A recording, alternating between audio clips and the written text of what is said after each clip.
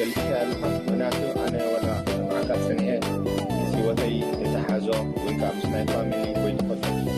عرفت كلنا نهمنا وحدات بجوه هزبنا عبيت عبستات عدل تدكنا كان خعبت فلتات كانت يدينا نوران الملكات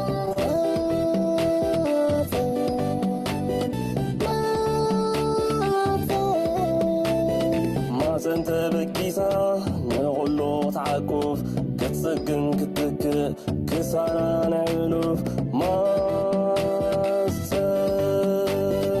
انت بكيسا نغلو تعقوف بغلتو كله قصاته كمنا يا دماتن نغلو تترنا كتاتح بايتا ولدونا أمازن الصاتح حلنا نكتو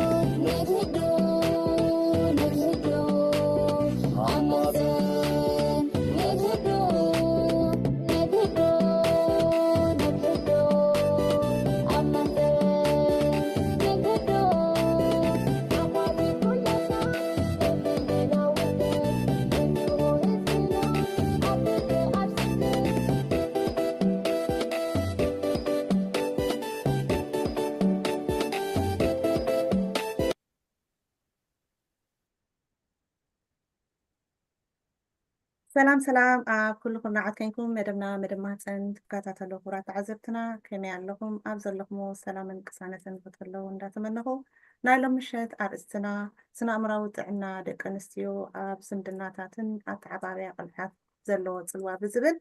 مسحابتنا المز سلطانة خنامسينا المسحابتنا ناي family systematic psychotherapist وينا أبتبلالي عودتات اتسرح حافتنا على المسحتي إنقع سلام مزخي بشمين بشم عملات مهتن كمون تعزبت مهتن بلبي كنس فنك فتو المازي نسكي اللالي ناخي ماني الماس نباخي Thank you سلامينا. Thank you كلكم قاعد حنمت أخم شمي الماز سلطنة بحال already تعرف كأخي and سرحي كأ family and systemic psychotherapist بتقرني عن بلاد في إن عندي قنت سرح قنت يسرح مخانه خنا أقرأكم نوح عمتات أبناء family أسرحي education department خوينو مس family تات social services مس family تات هجهات ناي mental health بثيرابي دملكات كأن نزد حلفة عشرة عامات كأن مش فاميلي ما هجرت أبتفلالي أوان بتفلالي عينة ملكأتي أب فاميلي إخاب ويوت أخون and نحجي جن مور بفلاك أبز أوان زي كابتي عبيد خونين بدها خوين زلو أب كل بوتا ناي مرات أنا موتي أب من أسيات نقول زلوها أتي تثبيت نحكمه دارجة 3-4 عامات نحد ولا عن خرق دلو أتي demand نفلتينا and زخون له مخنيات كأخذ حجي نزار ولو عبديتها نبرة ناي أمره تعنا خمس قبع حكم الناس الذي رخبن تي سبكة خمس قبع قدم كلالي أصل زي كألني مو زن قبره دلنا نقول لها مثلا awareness كلونا بزي رأينا خان حلنا كنت حاجة جزي and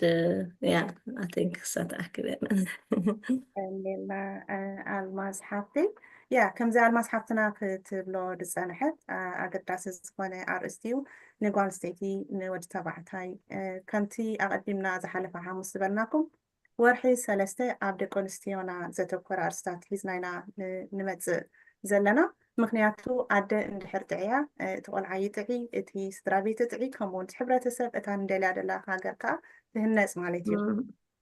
نايلو مارستنا كمتي أقدم بنا تحالفة والمس المزا تزارارينا انتاي نايلنا قوانسيتي قدم حرسان دح حرسان اندحر دعادي تعيا اتي قولعا بفلاي كان الساماليتيو زيزنا حالا نايسنا أمراو صغتي ويكا دحر حرسي زمت نايسنا أمراو صغتي ننوح اندحر دعاخيدو مكا اندحر قديفا زي الاليتو أفتز زمت ألا نايسنا أمراوي تعنا أفتوي قولعا أفتزم دناتاتا مس حادارا بدلو مس بعال بيت هازلون عابي شقر كم زمت إينا موتردينا أوينا تغط أبيلنا خنزارب لو مشات إسكا ድሕሪ ሕርሲ ወይ ከዓ ቅድሚ ሕርሲ ዘሎ ቅዛነ ክንብል ከለናስ እንታይ ማለት እዩ? አልሙዜና ባኺ ያ ሼር ገብረኩም ዶ ያ ያ ኦኬ ሼር ገብረ ምስለኒ አይ ሆፕ ኩላህና ትራእየና ትብሉ ያ ራይሎ استعيدلنا يا يلي واو من ده بنتي تبقى اوف ميتكم بس الماس انت الماس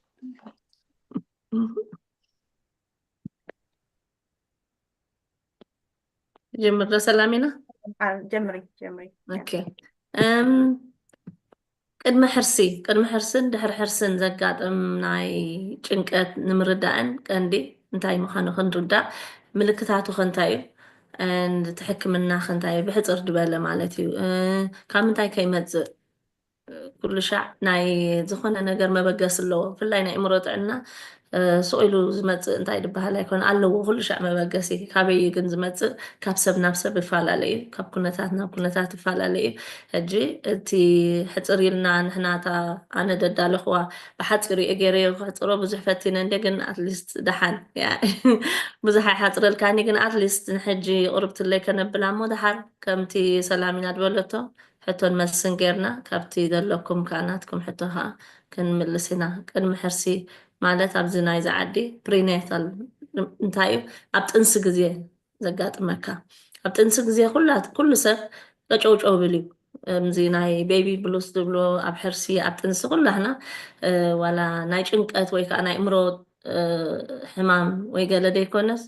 ኖርማሊ ሰብ ሆርሞን ስለ ዝቀያየር ሓድሽ ነገር ይንዓኻ ብዙሕ ነገር ኣሎ ኣብቲ ርእስኻ ዝመፀካ ብፍላይ ከዓ ሓዳሽ ክትከውን ከለኻ ሓዳሽ ኣደ እንታይ ከም ዝፅበየካ ኣይትፈልጥን ኢኻ እቲ ትፅቢታት ኣሎ ካብቲ ከባቢኻ ብዙሕ ነገር ከብለካ ክእል ስለዚ ኣብዚ ድመፅእ መዓሲ ግን ዲፕሬሽን ዝኸውን ካብ 2 ሰሙን ካብ 3 ሰሙን ካብ ወርሒ ነገር ክቕፅል ከሎ እቲ ነገር ተቐጨውጨው እቲ ደሎ ኩነታት ኣብቲ ሂወትና ንሪኦ ነገር ደይንቡር ዝኾነ ቅጭ ክመፀና ከሎ ነገራት ከም ገለ ሕርቃን ጓሂ ሓዘን ገለ እዚታት ክቕፅል ከሎ ካብ 2-3 ሰሙን ንላዕሊ ሽዑኡ ጥዕና ከም ዘይኮነ ክንርዳእና እምበር ኖርማሊ ንድኾነ ሰብ ክሓስብ ክሻቐል ወይ ከዓ ውሽጡ ቀጨውጨው ክብሎ ከምቲ ፔሪድ ክመፅእ ከሎ ሰብ ተፈላለየ ዓይነት ምልክታት ዘርኢ ከምኡ ከዓ ኣብ ጥንሲ ኣብ ሕርሲ እቲ ናይ ሆርሞን ምልውዋጣት ስለ ዘሎ ማለት እዩ ሓንቲ ካብ 10 ኣንስቲ ኩሉ ሻዕ በዝታት ይጥቃዓ እየን ቅድሚ ሕርሲ ጭንቀት ኣብ እዋን ጥንሲ ዝኽሰት ዓይነት ጭንቀት እዩ መብዛሕትኡ ግዜ ብለውጢ ሆርሞናት እዩ መብዛሕትኡ ግን ኣካላዊ ዘይምቻው ፀቕጢ ወይ ከዓ ብዛዕባ ጥንስን ኣደነትን ዘስዕቦ ስክፍታታት ከመይ ክኸውን እዩ እንታይ ከብል እዩ ከመይ ክኸውን እዩ ምስ ወለድኩ ከመይ ክኸውን እዩ ሕጂ ብፍላይ ከዓ ዘሎ ከዓ ናይ ጥዕና ትሻቐል ናይ ኩነታት ናብራኻ ትሻቐል ተፈላለየ ነገር ኣብ ሓሳብካ ክመፀካ ክእል እዩ እቲ እንታይ ድበሃል ምልክታቱ ሕጂ እንታይ እዩ ቀፃሊ ዝኾነ ጓሂ ምሻለ ምልውዋጥ ስምዒታት ላዕሊ ትፀንሕ ታሕቲ ትወርድ ንሓንሳ ዝኾነ በቃ ማይ ቀጢኑ ዓይነት ምሻለ ኢልካ ትብል ወይ ታልቸ ቀሳብላ ኣበርታዓያ ሓንቲ ሓፍትና ጥንስቲ ኮይናኹም በቃ ቀሳብላ ታልቸ ዓይነት ወግኣንላ ትብሎ ቀስ ዘብለላ ሰብኣ እዛ ከዓ ቀሲላ ቁሩብ مش ጸልሚቱ ዓይነት ከምኡታት ነገር ኣብዚ ቤቢ ብሉስ ዝበሃል ኣለፍተን ቀዳሞት 3 ሰሙን ገለ ድሕሪ ሕርስኻ ዘጋጥመካ ኣለዋ ግን ካብኡን እዮም ድኻም እቲ ደለካ ናይ ቆልዓ ውሽጥኻሲ ትደልያታትካ ኩሉስ ቶታሊ ይጠፍእ ኢንተረስትናትካ ደየለኸውን እቲ ድቃስካ ይባላሸው ሓንሳ ንሓንሳ ደይ ትድቅስ ትኸውን ንሓንሳ ከዓ ካብ ዓቐን ንላዕሊ ድቃስ ተብዝሕ ማለት እዩ ምስቲ ቆልዓ ከተሰኣካ ክእል እንዲ ለይቲ ይኹን ቀትሪ ይኹን ኩላህና ንፈልጥ ኢና ቆልዓ ሓድሽ ክንወልድ ከለና እቲ ሰዓታቶምን ልውጡጥ እዚ ግን ኣብ ጥንሲ ግዜ ስለ ዝኾነ ኣብቲ ጥንሲ ግዜ we don't know እንታይና ንኸውን ደለና ይንፈልጥን ኢና ብፍላይ ከዓ መጀመርያ ንኸውን ከሎ ገሊኡ ነገር ኣይርዳእናን እዩ እቲ ዋላ ትሕርሲ ኸማን እኮ ኣብ ሓዳሽ ኮለኻ ጥንስቲ እንድሕር ኮንካ ስለ ዘይርዳእካ ዳርጋ እንድሕር እቲ ብፍላይ ዲፕሬሽን ተደይብልካ ወይ ጭንቀት ተደይብልካ እንጆይ ኢኻ ትገብሮ ምክንያቱ ይደኖ እንታይ መፀካ ኣሎ ፍትሕርሲ ግዜ ስለ ዘይትፈልጥ ኣብኡታት ሕጂ ከም ፀገም ናይ ኮንሰንትሬሽንካ ይጠፍእ ሸውሃት ናይ ምግብኻ ቶታሊ ገሊአን ቶታሊ ደቂሰን ስጋዕ ደትስኣ ስጋዕ ዝሓርሳ ጠኒሰን ስጋዕ ዝሓርሳ ዘይበልዓ ምግቢ ኣለዋ ገርመካ ተቆልዓ ግን ከምኡ ይዓቢ ማለት እዩ ተስፋ ዘይብሉ ወይ ከዓ ልዕሊ ዓቕምኻ ስምዒትካ ካብ ስምዒትካ ንላዕሊ እቲ ነገራትካ ክጭነቐካ ከሎ እቲ ከባቢኻ ትገብሮ ዝነበርካ ኮታት ደስ ኢሉካ ትገብሮ ትኸዶ ዝነበርካ ቦታ ቅጭ መፀካ ትረኽቦ ዝነበርካ ሰብ ክትረኽቦ ይትደልን እዚ ኣብቲ መጀመርያ ጥራሕ ይኮን ድሕር ነዊሑ ከይዱ ማለት እዩ ድሓር እንዳበለ ይቕፅል ከምዚ ንሪኦ ዘለና ማለት እዩ እቲ ድሕር ሕርሲ ከዓኒ ወይ ቆልዓ እንገዲፈን ነቲ ቆልዓ ክሕዞ ይደልያን ምስ ቆልዑ ዝተሓሓዚ ብቲ ድሕሪ ሕርሲ ዝመፅእ ማለት እዩ ንሳን ቆልዓን ዘለዋ ቦንድ ማለት እዩ ሕጂ እቲ ቆልዓ ምስ ተወለደ ዘጋጥም ማለት እዩ እዚ ናይ ድሕሪ ሕርሲ ክንብል ከለና ኣብቲ ቆልዓ ምስ ተሓርሰ ሓሪሳስ ድሕሪ ቁሩብ መዓልታት እንድሕር ንቁሩብ መዓልታት ኢትስ ኦኬ ንቁሩብ ሰሙናት ኢትስ ፋይን ግን ኣዋርሕ ክኸይድ ከሎ ስጋዕ ዓመት ክበፅሕ ከሎ ኣትሊስት ስጋዕ ዓመት ሲ ይብሉ እቲ ናይ ጭንቀት ነገር ስቲል ኣሎ እቲ ንሪኦም ምሽ ሰባት ሕጂ ክወልዱ ከለው ቀልጢፈን ውለዲ ቀልጢፍ ክውለድሉ ኣብ 4 ጥነሲ ገለ ገና ኣሓወይት እንደላ ገና ካብዚ ዓይነት ጭንቀት እዚ ኣይተሰእትን ደላ መሊሳ ቆልዓቱ ትጠንስ መሊሱ ምስቲ ሓድሽ ጥንሲ መሊስ ካልእ ቆልዓ ተወሊዱ ኣሎ እቲ ኩሉ ናይ ገዛ ናብራን ጭንቀትን ተሓዋዊሱ ደይተደልየ ናብ ዲፕሬሽን ክመርሓ ክእል ሕጂ ገለገለ እዋን እቲ ምኽርታት ንረኽቦም ንዓና ነቲ ነብስና ነቲ ቦዲና ደይኮንና ንሰምዕሲ ነቲ ከባቢ ደሎ ወይ ከዓ እቲ ሓደ እንድሕር ክንዳኻ ዝኾኑ ነይሩ ሰብ ወሊዱ በቃ ውልድ ውልድ ኣበለ ከም ዝግበር ውልድ ኣበለ ሕጂ ውላድ ባዕሉ ርእሱ ዝኽኣለ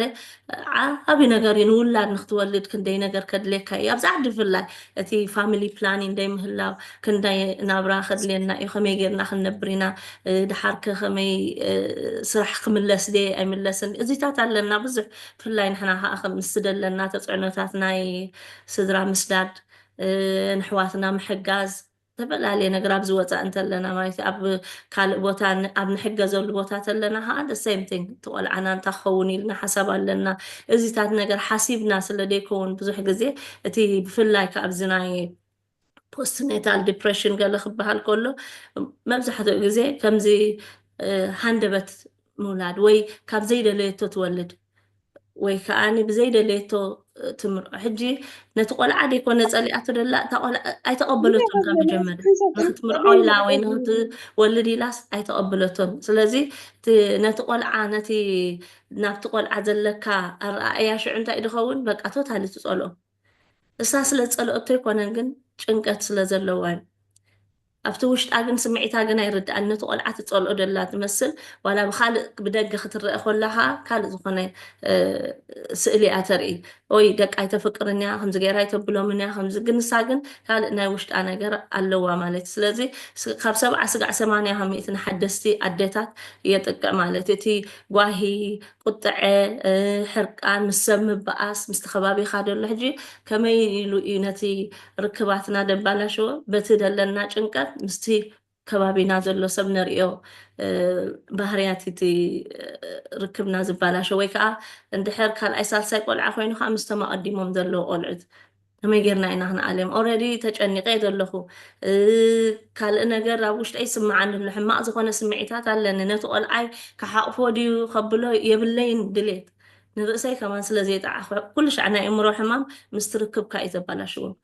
نتركب كل شيء أفكت قبرئي أبناء أمر حمام اندحر رئينا خوينا ويقلل دبالة سب ويعب سدت زقات منا نقر نمنتها عب سدت بزيحنا بالمش قدنا بعلو سدت رؤسو زخالنا أمورها خج أنا زخلنا قالي بدي يعبو بدي يعدي بزي حاجز أبتي ننبرو لنا برنا نفلطينا خمي عينة حاجة زي حارس تركب ስጋዕ 40 መዓልቲ ከይትወፂኢ ከይትትስኢ ገለ እንዳተባሃለት ስለዚ ርኢናዮ ንፈልጥን ኢና ሓራስ ክጭናቕ ክትበኪ ገለ ክትኸውን ገለ ከይትኸውን እናተባህለት ተኸናኺንካ ኢኻ ሉክ ኣፍተር ትግበር ኣብዚ ግን የለን ብሙሉእ ዝሓገዝ እዚ የለን መሊሱ ኣብ ርእሲኡ ከዓ ትፅቢት ትፅበየካ ኣሎ ኣብኡ ድሓን ክንሪኦ ኢና ግን እቲ ድሕሪ ሕርሲ ዝመፅእ ፖስትናታል ዲፕሬሽን ክብል ከሎ ቆልዓ ምስ ተወልደ ማለት እዩ ፕሪናታል እንተኮይኑ ኣብ ጥንሲ ኮላ ዘጋጥማ እዩ ዝተፈላለየ ደረጃታት ድሕሪ ሕርሲ ዝመፅእ ምልውዋጥ ድሕሪ ሕርሲ ዝመፅእ ጭንቀት ካብ 10-15% ሓደስቲ ዴታት ዝፀሉ ዝኸበደ ናይ ስምዒት ፀገም ኮይኑ ይርከብ ማለት እዩ ፒፒዲ ሕጂ ፒፒዲ ክብል ከሎ እቲ ምስቲ ቆልዓ ዘሎ ምትሓሓዝ ምስተን ቦንድን ማለት እዩ ነቶም ቆልዑ ዘሎ ማለት እዩ ሕጂ እቲ the same thing ዋሂ ጭንቀት ትሕት ፀዓት ምፍልላይ ወይ ካልእ ነገራት ደስ ዘይብለካ ነገር ምስቲ ስምዒታትካን ነቲ ስነ ኣእምሮዊ ናትካን ደሃሲ ማለት እዩ ሕጂ ከምቲ ናይ ቅድሚ ሕርሲ ኣብ ጥንሲ ዘጋጥመና እቲ ስምዒታት ሲሚላር ይኹሉ ኣብዚ ዝገደደ ዝገብሮ ግን ቆልዓ ተወሊዱ እዩ ኦልሬዲ ኣብቲ ከብዲ ከሎ እቲ ንሓልፎ ጭንቀት ንሓንሳእ ነቲ ቆልዓ እውን ካልእ ናይ ኒውሮ ዴቨሎፕመንታል ኢሹታት ከምፀሉ ይኽእል እዩ ወይ ናይ ባህሪ ናይ ካልእ ነገር ምክንያቱ ንሕና ይቀሰና ሓገዝ የብልናን በቲ ኩሉ ንጭነቆ ዘለና ተቆልዓውን ብኡ ሕጂ እንታይ የብል ሓደ ዘንበብኳ መፅሓፍ ካብቲ ከብዲ ትሒዙ ተቆልዓ ስጋዕ ወዲ 12 ዓመት ሲ ምስ ኣደስ somehow he is connected ኢሉ ሕጂ እቲ ኣታችመንትስ ንነዊሕ ግዜ እዩ ድኸይድ ካብ ከብዲ ጀሚሩ ሕጂ እቲ ባህርያት ንሪኦ ትሕቲ 12 ዘሎ ወይ ውዕያት ንርኢ ቆልዑት ወይ ዓቕሎም ድፀቦም ወይ ድርብሹ ተፈላለየ ባህርያት ንሪኦ ኣብቲ ምትሓሓዝ ኣብዚ ዝተረኣዩ ከመይ ገይሩ ነቲ ደቅና ይፀሉ ከመይ ገይሩ ፓረንቲ እናሕና ኣተዓባብያ ቆልዑትና ይፀሉ እንድሕር ኢልና ኣብቶም ቆልዑ እቲ ኣደ ጉሂት እንድሕር ኮይና ዋላ እንድሕር ሕሰብዎ ስጋዕ 12 ዓመት ኮይኑ ኮኔክት ገይሩ ዝጉህ እንድሕር ኮይኑ ሲ ስጋዕ ክንደይ ደኣ ክትሓቕፎን ኣብ ከብዳ ከሎ እንዳ ስጋዕ ክንደይ ይስምዖ ኢሞሽናሊ ንሕና እንድሕር ሰላም ደይብልና ናብቲ ቆልዓ እዩ ድኸይድ እቲ ቆልዓ ዋላ ምጥባብ ነታደ ዋላ ክጠቡ ኢደ ኣብያ እንድሕር ፅቡቅ ዘየላ ታደ ናብኡ እስምዖ እዩ ስለዚ ብርቱዕ ጓሂ ይስማዓ ማለት እዩ ብኽያት ወይ ከዓ ባዶነት ዝለዓለ ባዶነት በቃ ስማዓ እቲ ምውላዳ ሕርቃ ኩሉ ነገር የጣዕሳ ካብቲ ህፃን ምትእስሳር ከዓ ዝኸበደ እዚ ነገር ዝተቋረፀ ኮይኑ ይስማዓ ነቲ ወዳሲ ነቲ ውላዳ ሓንቲ ኣደ ኣብዚ ዓዲ መጀመርያ ዝመፃናሉ ሓሪሳ ማንም ሰብ ኣይፈልጥን እዩ ናይዚ ፖስትናታል ዲፕሬሽን ዓቕላ ፀባ መሊሳ ትገብሮ ጠፍኣ እንታይ ከም ትገብር ሕጂ ኩሉ ሰብ ክስታይ ኮይኑ ግን ቀልጢፋ ስለ ዝሓረሰ ድያ ኮይና ብንእሽታ ድያ ሓሪሳ ኮይና ኣይርዳእካኒ ኩሉ ሰብ ካብ ቆልዑቲ ነይሩ ሽዑ ድሓር ግን ነቲ ወዳ ባዕላ ቀቲላቶ ሓበሻ እያ ወዲ 3 ወርሒ ቀቲላቶ ሕጂ ኩሉ ሰብ በቃ ኣደ ከምዚ ክትሪኣ ከለካ ግን ድሓረይ ምስ ተማሃርካዮ ምስ ተረዳእካ ግን ይስማዓካ ናይ ብሓቂ ከመይ ዓይነት ምሻሎ ሳፖርት ስለዘይነበራ እስካዕ ሕጂ ተኣሲራ ኣላ ንሕልፈት ተኣሲራ ማለት እዩ 30 ገለን ዓመት ትገብር እዩ ሕጂ እቲ ኣታችመንት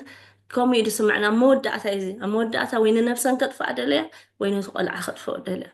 እቲ ከባቢአን ገዲፈን በቃ እንታይ ኢልሃኒ ሓንቲ ከመይ ከስማዓክ ተብልኳ በቃ ንኩሉ ገዲፍኪ ሃፅ በል ጥፍእ መፀኒ ገለ ትብል ወይ ከዓ ነብሲ ክጥፊእኺ በቃ እዞም ቆልዑ ክዕርፉ ዓቕላ ፀይዋ እዚ ግን እንታይ ደይተሓከመ 5 ዓመት ዝፀንሐ እሳ ግን ኣይፈለጥ እንታይ እየ ድኾን ደለኹ ኢላ ተረኣኻስ ካብቲ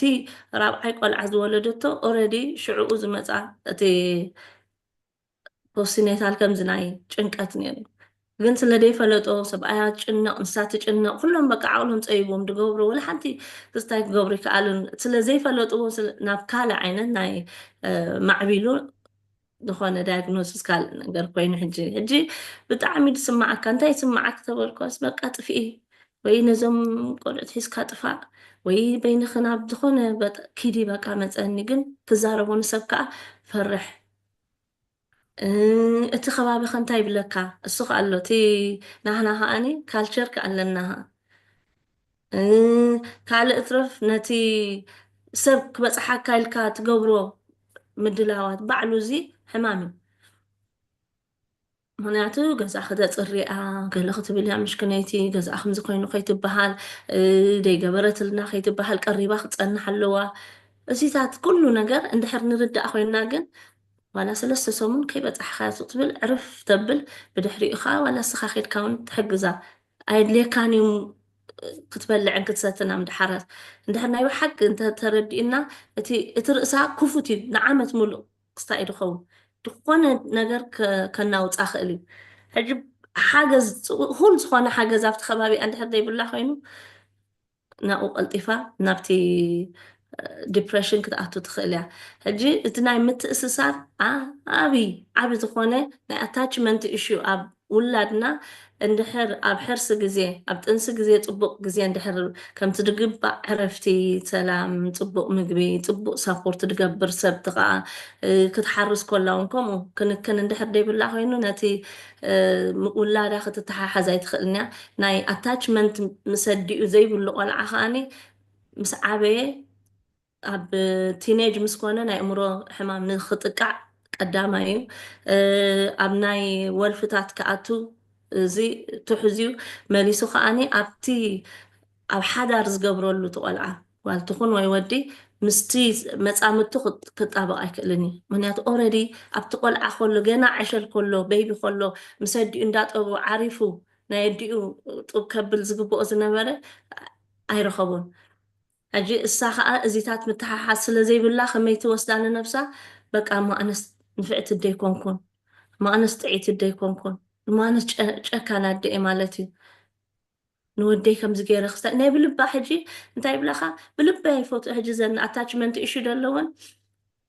ውላደይ ደይፍቅሮ ኮይኑ ስማዓኒ ደይፍቅሮም እንታይ ኮይኑ ኩሉ እኮ እንድገብራሎም ይኸድንኦም የብልዖም የስትኦም ግን ከምዚ መንደቕ ዝኾነ ዓይነት ኣብ ማእኸል ኮይኑ ስማዓኒ ኢላ ንደቀይ ክሓቕፎም ሲ ኣፍቂረስ ክሓቕፎም ዘይክእል ኢሉ ተረእኻ ከይድካ ምስ ከድካ ግን ናታ ባዕላ ጥዑይ ዘይኮነ ኣታችመንት ምሰዲኣ ፀኒሕዋ ወይ ካልእ ዝኾነ ትራማ ዝሓለፈኦ ይህልዎን ጭንቀት እቲ እሳተን ባዕላተን ከዓ ናይ ዓመፅ ዘጋጠመን ከዓ ክኾና ክእላ እየን ናይ ብንእሽተኻል ቻይልድሁድ ትራማ ዓብይ ክስታይ ኣለዎ ናይ ቻይልድሁድ ዝኸውን ነገር ኣብ ሓዳርና ኣብ ውላድና እዚ ኩሉ ናይ ሓዳር ናይ ውሉድ ናይ ገለ ንሪኦ ዘለና ኩሉ ምቅዋሳት ካብቲ ብንእሽቱ እቲ ሰብ ዝሓለፈ እዩ እቲ ምልክቱ ካልእ ከዓ ጭንቀት ገብረለን የሰንብደን ይሓርቃ ስምዒታትን ላዕልን ታሕትን ይወርድ ማለት እዩ ኣብቲ መዓልታዊ ንጥፈታት ከዓኒ ክገብራ ይክእላን በቃ ይደልያ ግን ክገብሮ ይክእላን እየን ምክንያቱ በቃ ረሽ ይብለን ማለት እዩ ወይ ቅጭ መፀን ንድኾነ ነገር ክገብራ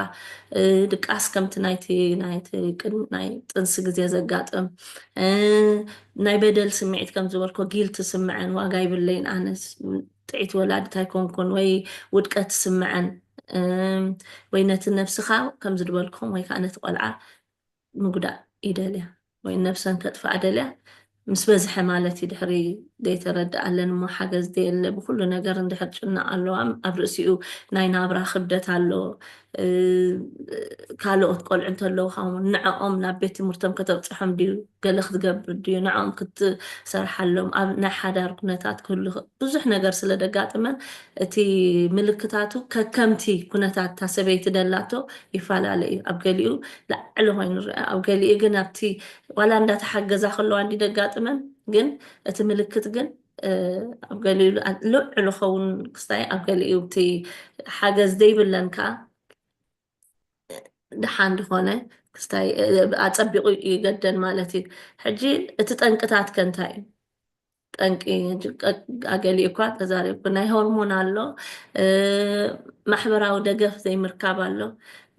ውጥረት ወይ ከዓቲ ናይ ፋይናንስ ናይ ዝምድና ፀገማት ናይ ሓዳር ኣሎ ናይ ጥንሲ ከቢድ ናይ ጥንሲ እዋን ከዓ ገሊኡ ጥንሰን ከቢድ ይኸውን ወይ ሕርሰን ከቢድ ይኸውን እዚ ከዓ የስዕቦ ማለት እዩ ገሊኡ ኣብቲ ሕርሲ ግዜ ሓዘን ኣጋጥመን ኣብ ሕርሲ ግዜ ክንደይ ሰብ ኣነ ድፈልጥ ገሊኡ ብሊብያ ኣሕዋቱ ሞትዎ ገሊኡ ኣብ ገለ ዝኸውን ገሊኡ ኣብቲ ሕርሲ ግዜ ደጋጥም ነገር ነቲ ቆልዓ ንዓኣን ኣፈክት ገብራ እዩ እዚ ከዓ ሓደ ካብቲ ዲፕሬሽን ድምፅላይ ግን ስለ ዘይትፈልጦ ሓዘን ይበሃል ናይ ሓዘን ብሪቭመንት ካውንስሊን ኣይትረክብን እያ ምሽክነይቲ ኣብዚ ከዓ ድበፅሓ እውን ብዙሕ የለን ኩሉ ሰብ ነናብርኡ ስለ ዘለዎ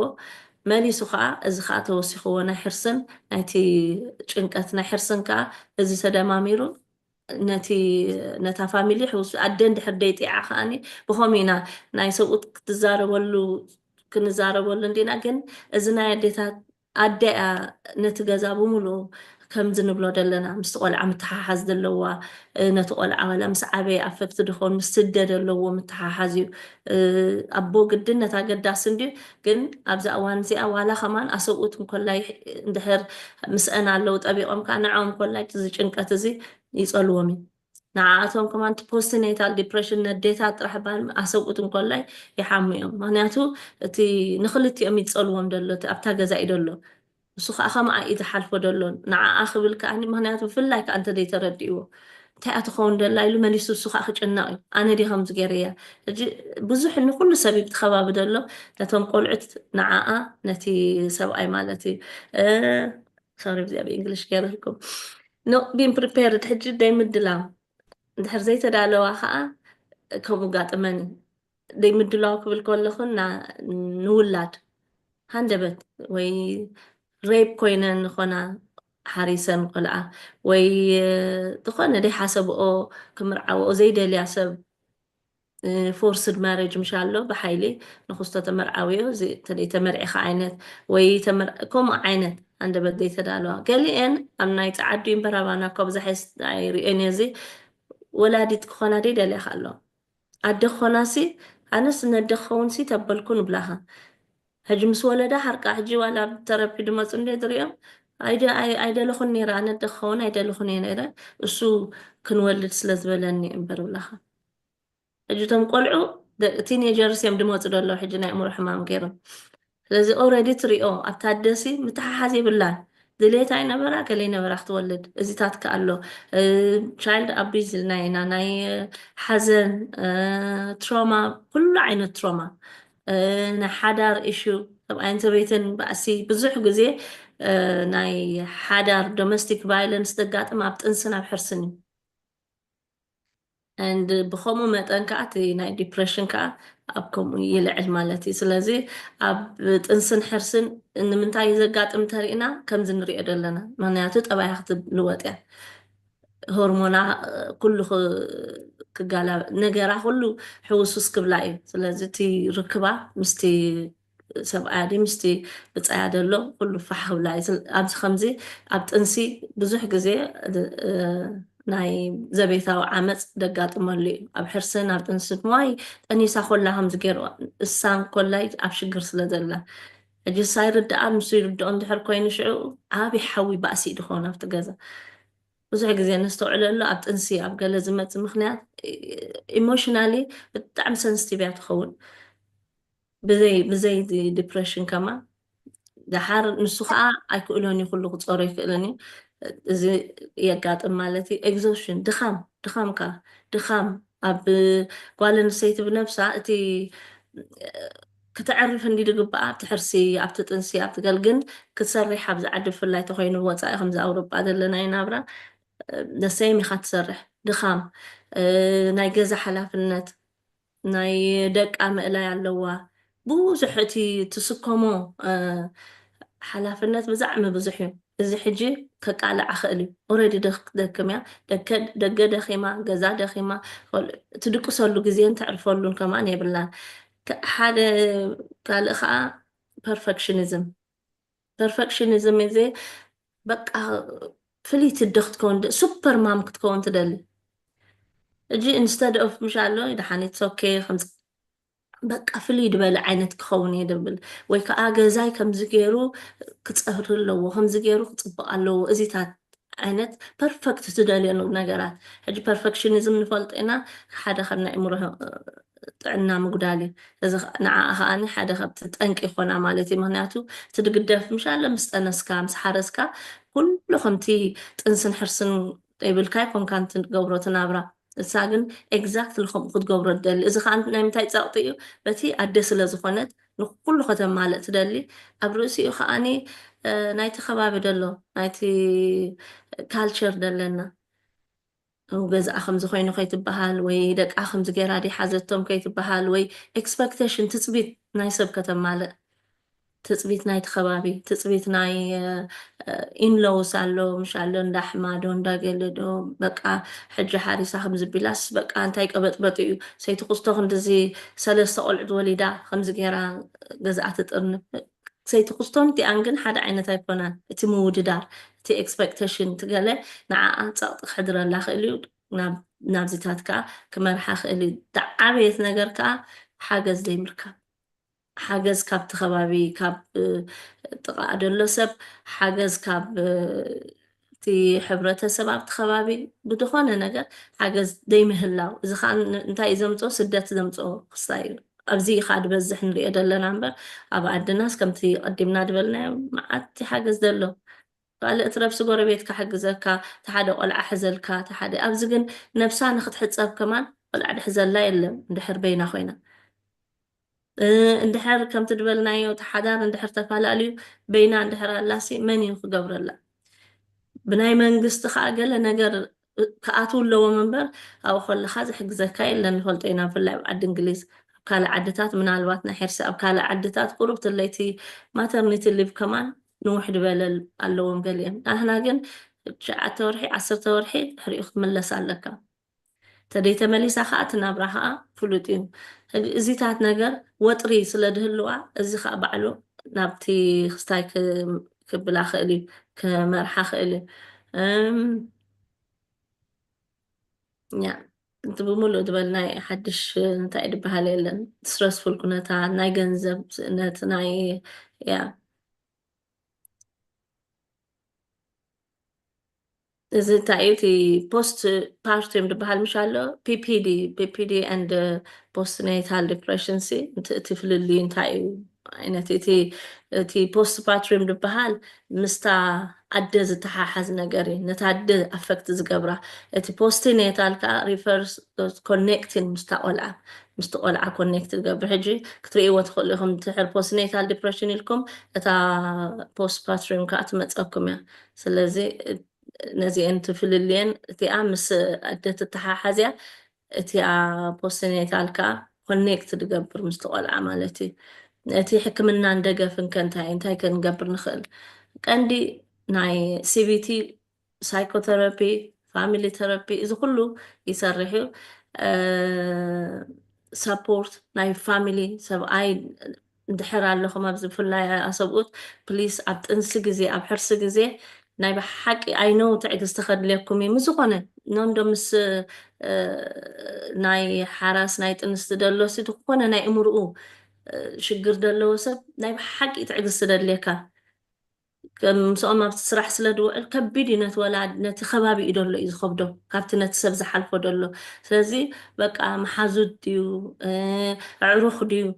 ሰብኣይ ድዩ ገለ ዓብይ ሓገዝ ይደድልያ በቃ ዋላ እንተሓረቐት ዋላ ተተጨነቐት ዋላ ተተፃረፈት ዋላ ዝኾነ ነገር እንተበለት ፈትያ ከም ደይኮነት እቲ ኩነታት ከምኡ ገብራ ከም ደሎ ሕጂ እቲ ምሕጋዝና እንታይ ክገብሮ ከጉድሎ እዩ ነቲ ናብቲ ደይተደልየ ዲፕሬሽን ኣይከይድን እዩ ክሕውያ ክእል እዩ መብዛሕትኡ ናይ ዞም ኣእምሮ ጥዕና ደይብሎም ክሪኦም ከለኹ ናይ ብሓቂ ሳፖርት ደለዎም ኣብቲ ፋሚሊታት ቀልጢፎም ሓውዩ ምስቲ ንስኻ ትገብረሎም ተረቢ ማለት እዩ እቶም ሓገዝ ዘይረኽቡ ግን ግዜ ይወስድ ናብ ካልእ ከዓ ይመርሕ ማለት እዩ እቲ ላይፍ ስታይል ከዓ ክልወጥ ኣለዎ ላይፍ ስታይል ክንብል ከለና ኤክሰርሳይዝ ምግባር ድዩ ጥዑይ ኣመጋግባ ምህላው ስሩዕ ምንቅስቃስ ኣካላትካ ከምኡውን እኹል ዕረፍቲ ድቃስ ተቆልዓ ክድቅስ ከሎ ንስኻ ክድቅስ ኣለዎ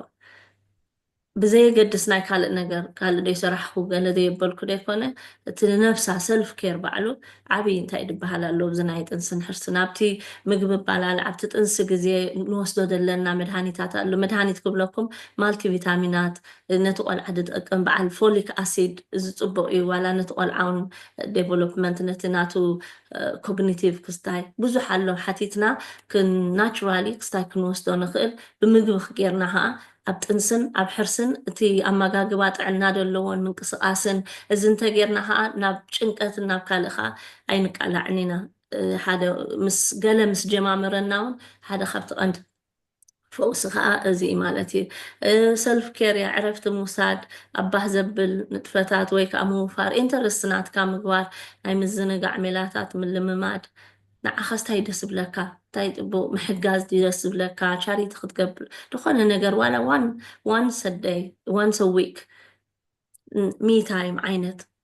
ተቆልዓ ኣተታሒዙላስ ኣብ ገለ ኸይዳስ ትገብረሉ ትኽእል ፍልይላስ ገለ ክትገብረሉ ትኽእል ምልሲላ ሽዑ ተሓዲሳ ትመፀሉ እዚታት ነገር እንድሕር ኣጣዓዒምና ኣላ ከተብል ትኽእል ኣይኖ ገለገለ ኣዴታት ኣይብላኻን ግን ኣትሊስት በትንሳ እንታይ እያ ትደሊ እንታይ እያ ትደሊ ወይ ገዛ ኣዲኻ ክተፅርየላ እንድሕር መሓዙታ ኮንካ ወይ ከድካ ንዓ ሓቲትካ ወይ ከድካ ስእልካ ክተፅርየሉ ኩሉ ሰብ ኣይደልን እንዲ ግን እንድሕር ተሓታ ከም ዝተገበረልኩ ብኸመይ ክሕግዘካ ቁሩብ ኣብዚ ናይ መንታል ሄልዝ ኣባና ቁሩብ እንታይ ኣሎ ንስኻ ትደልዮ ክትገብረሉ ትደሊ እሞ ነቲ ሰብ ኣይደልን እየ እንተይልኳስ ኣይደልየን እዚ ኩሉ ከምዚ ኢለ ኣነ ከማን ከይደያ ክገብረላ ኢለስ ኮምፈርተብል ኣይስማዓን ይኸውን እጂ ክሽነ ተኣቱ ደስ ኣይብላ ንኸውን ኣብኡ ኮላ ግን እንታይ እያ ትደሊ ክትሓታ ኣለካ ዝኾነ ሻዕብ ዝናይ እምሮ ጥዕና ባዕልና ክንገብረሉ ክንሕግዞ ዶ ይኮነስ እንታይ እንተገበርኩልካ ብኸመይ እንተሓገዝኩ ሓይሽ ካባይ እንታይ ትደሊ ወይ ስቕ በለኒ ክብለካ ክእል እዩ ወይ ድሓን ሓደ ሰሙን ረሓቐለይ ወላ ሓንቲ እሱ እውን ንዕኡ ሓገዝ ወይ ስእልካ ጥራሕ ዕልለኒ ክደልየካ ከሎ ክድውለልካ ይኽብለካ ክእል እዩ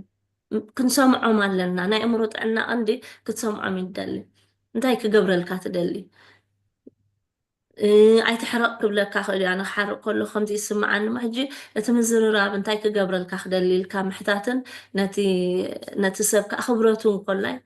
ትሕልወሉ ኣለኻ ትድልየታቱ ከዓ ተኽብረሉ ኣለኻ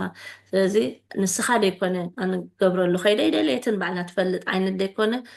ኣይደሊ እንትኸውን ግን እንታይ እያ ትደሊ እንታይ እንተገበርካ እዩ ንዓኣ ንሕጉሳ እንድሕር ደይ ሓተትካያ ድኾነ ክትገብር ትኽእል ኢኻ ንዓኣ ግን ሜቢ ለውጢ ተምፃላ እንትኸውን ግን ንዓ እንታይ እታ ሸዓ እተድልያን ለውጢ ተምፀላን ኣይ ቲንክ ያ ንምንታይ ኸቲ ናይ ዲፕሬሽን ትሪትመንት ኣድላይ ምክንያቱ ክትርድኦ ንምንታይ ኢና ተረፒ ንኸይድ እቲ ሳይኮ ኤጁኬሽን እጂ ንምንታይ እዩ ሕጂ ሓፂር ጌርና ገሊፅና ምሽ እንታይ እዩ ፖስትኔታል ዲፕሬሽን እንታይ እዩ አንቲኔታል ዲፕሬሽን ከመይ ይገብር እቲ ምልክታቱ እቲ ኩሉ ንዓኻን ነቲ ከባቢኻ ደሎን ይምህርዎም ማለት እዩ ነቲ ኮግኒቲቭ ኣተሓሳስባ ኸናትካ ከዓ ንኽትልውጦ ሕጂ ሲቢቲ ሕጂ እቲ ሓሳብ እንድዩ ኣብቲ ስምዒት ኣትዩ ነቲ ኣክሽን ደግብረካ ደሎ ስለዚ ኣተሓሳስባኣ ክትቅይርቲ ናታ ክስታይ ከዓ ክሕግዛ ክእል ማለት እዩ ፕራክቲካል ዝኾነ ከዓ ማነጅ ኣገባብራ ኣእምሮኻን እቲ ስምዒታትካ ከመይልካ ተመሓድሮ እውን ክምህሩኻ ክእሉ እዮም እቲ ተረፒ ድዩ ተሓገዝ ትረኽቦ ማለት እዩ ንዕኡ ዝኸውን ስኪል ከዓ ኮንፊደንስካ ንኸተልዕሎ ምክንያቱ ኮንፊደንስን ብጣዕሚ ታሕቲ ድወርድ ዋጋ ከምደይ ይብለን በቲ ነፍሰን ገጂፉሎ ካብቲ ሕርስን ጥንስን ቦዲ ኢሜጅ ኣሎ ገለሎ ካብቲ ነረስ ሕጂ ከምዚ ኮይነ ምስ ሰብ ምቕራብ ደይምድላይ ኣሎ እዚታት ብምሉእ ኣሎ ዳይት ክገብራ ደልያ ምስቲ ቆልዓ ከጥብባኤን ሰኣን ሰብ ድነግረን ኢትስ ኦኬ ስእልኪ ሕጂ ቆልዓ ክትውቢ ዕረፊ ከምዚ ኩኒ ድብለን ሰኣን ምባል እንታይ እየ ንሪኣ ደለዋ ኣብ ቴሌቭዥን በቃ ሕጂ ሓሪሳስ ኣብ ሳልስታ ከምዚ ኮይና እዋይ ክስቶተ ትርያስ ከምዚ ኮይና ድሕሪ ሰሙን በቃ ድሕሪ ወርሒ በቃ ከመይ ኢላ እቲ ቅርፃ ተለዊጥ ሕጂ እሱታት እየ ንሪኣ እምበር እቲ ናይ እምሮአንን ናይ ስምዒተንን ቀውስታት ዝገብረለን ደሎ ኣይርአን እየን ግን ኣጅ ክድሓን ዕርፍ በሊ ኢትስ ኦኬ እንጆይ ግበሪ የውላድኪ ገዛኺ እንጆይ ግበሪ እቲ ደለኽዮ እታ ደለናያ ጀርኒ ደስ ኢሉና ክንነብራ ኣለና እንጆይ ንግበሮ ነቲ ውላድና ነቲ ካልኣይ ደለናያ እታ እዋን ናይ ነብሲ ወከፍ ሂወትናሲ እቲ እታ ደለናያ ኣብታ ደይወለድና ኣላ ግዜ ተሓጒስና ንፅናሕ ኣብታ ጥንሲ ግዜ እንጆይ ንግበራ ኣብቲ ውላድካ ደለናየስ ነስተማቕሮ ከየስተማቕርናየስ ናይቲ ማሊ ክንሓስብ ናይ ፅባሕ ከዓ ክንጭናቕ ሎማዓንቲ ከይነበርናያ ንኸይድ ስለዚ ንንበራ እቲኣ ደለናያ መዓልቲ يا نتي كمي جيركا خا نتي تصفى دلو نابرا نخدنبر تي ترابي بتعمل حجزك خم ولادتك خم عينة رول بارنتين ون قرب استراتيجي سيبلو خمالتي كمي جيركا خم مصدق خان مسبقاي كان مس حدار كان بحبوس تنبر نتي دلخايو እንዳ መስገንካ appreciate እንዳገበርካ ማለት እዩ ኢሞሽናል ሰፖርት ካ ይሁኻ ኢሞሽናል ካ ላዕልን ታሕትን እንዲኻ ደለኻ ኢሞሽናል ሰፖርት ነትደለካ ኒድ ሪኦም ከዓ ይሕግዙኻ ኣብ ገለ እዋን እንድሕር ነገር ገዲዱ ኸይዱ ግን ኣብ ክስታይ ክበፅሕ ክእል ኣብ ሜዲኬሽን ክበፅሕ ኢትስ ኦኬ ግን ንኩሉ ግዜ ኣይኮነን እቲ ሜዲኬሽን ንሓፂር ግዜ ወሲደን دحراي تطو دبل نتي نجراتن مستعرة مالتي I think نوحي لكم كمان أو زيادة أكلمه تحاد لو حتى سو كبل خلي thank you wow thank you ألماس حفتنا كله تي فتتات حزنا يزنبرنا بحصر بالكي ببلوت عجلالة عجيرك بمقلاتكي بلبينا نمسكن قدمي نابد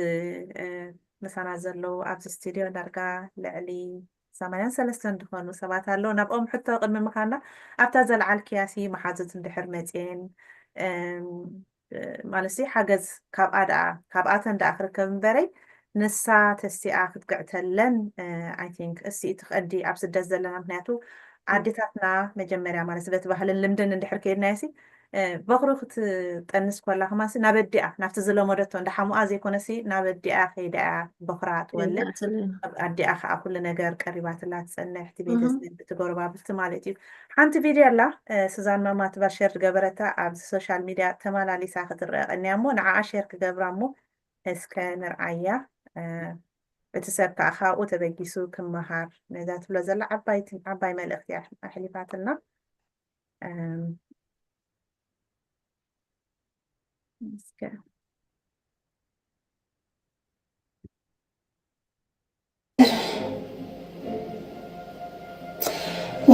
حبوش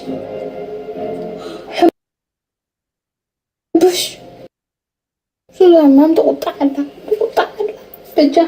بجاهن عند حراس متسخن زي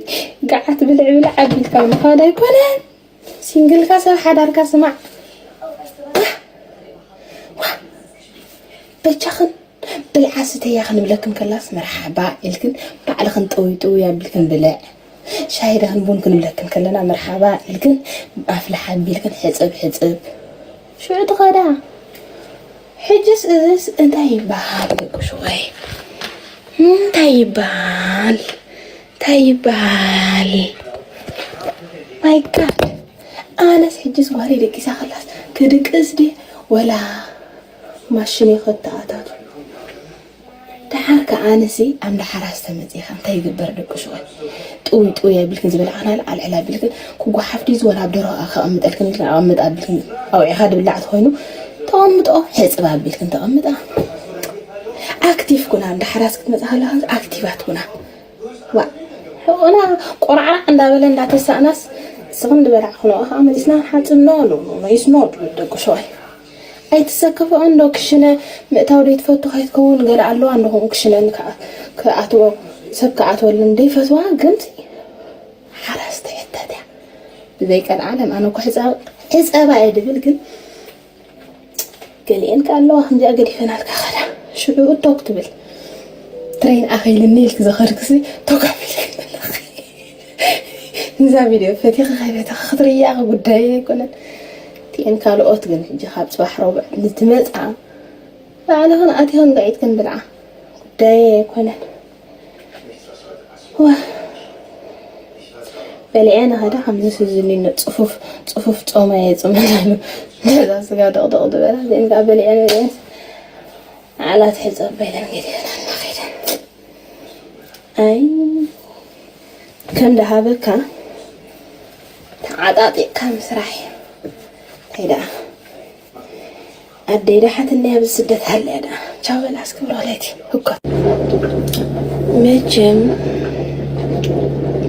أسرت حدا الآن فارس تجمرة تودي حجي زال عينا مشين تأتاتنا بزيها أجا خسيت لكن لك شو إذا أتخيل أنا لي ናብዛ ፀባያ This is my kitchen. Yeah. Quality.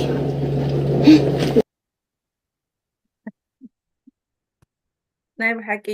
ሱዛን ሓፍትና እንዳስሓቀት ዓባይ መልእክቲ بطيرة يا زيادة ممهرة لنا ናይ ብሓቂ ሃራይ ሳምሶንግ ሓውና ሓፍትና ሕቶ እንድሕር ኣሎ ናባኹም ኢና ክንከይድ ሕጂ ናይ ሕቶን መልስን ኢና ክንገብር አንሚት መግበሮ ንግበርዮ ወይ ግበሮ ናባኺ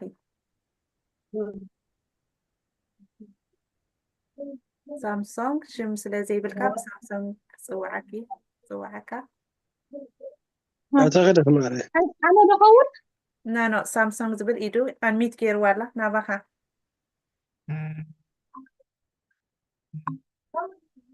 أنا بقول እስከ ተዛረቢ ድሓኒ እሞ ምናልባት هلا ሃራይ سمعنا لهجي እወ እሺ أو بالشمي مزقدة يطنحسي تعاتي بعلها ይኔለ ሃራይ ናባኺ سلينا يزبحك حتى ذا اللي يدلخنا المازي ሃራይ مجمريا ما نزهاب كنا يقنيلنا تعم دس تمرتي لا مسقناينا أجيك حتى ذا اللي يدلخ زي حسكن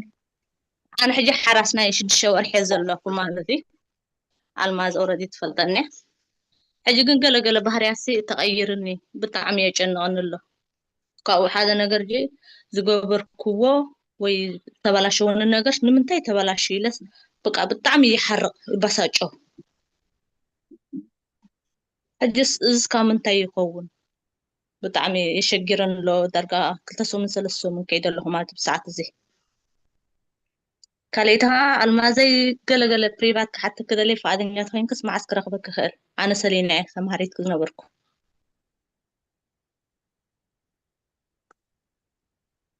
هاي سلينا مرحبا المازي جميل أخي صبو سلام بقى تنكم كلن خستاي يكون لنا تا محرق أنت برايفت هنا لنا اوكي ايش حري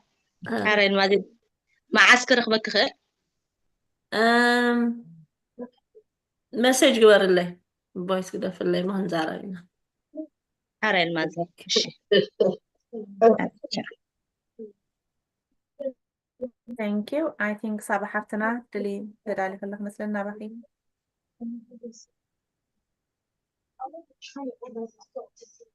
جابا ولا خده؟ جابا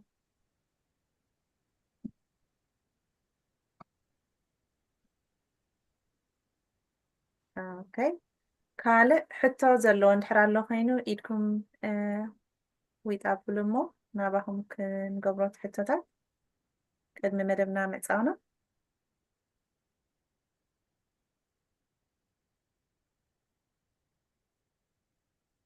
سؤالهم